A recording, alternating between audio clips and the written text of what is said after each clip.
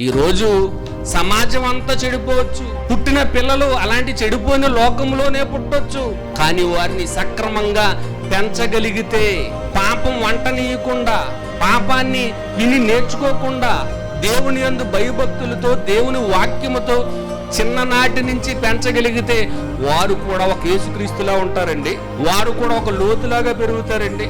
వారు కూడా ఒక నోవాహులాగా పెరుగుతారండి.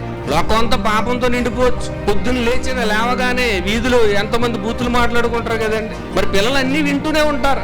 చాలా మంది కొట్టుకుంటూ ఉంటుంటారు, తిట్టుకుంటూ ఉంటారు. అవన్నీ పిల్లలు చూస్తుంటారు. ఏదైనా చిన్న గొడవ అయితే చాలా అందరూ మూగిపోతారు కదండి.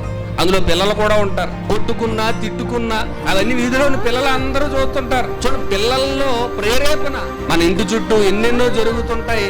అలాంటి వాతావరణంలోనే పిల్లలు పెరుగుతూ ఉంటారు. అన్ని వింటుంటారు, అన్ని చూస్తూ ఉంటారు. ఆ పసి హృదయాలు కదండి, వాళ్ళకి ఏం తెలియదు.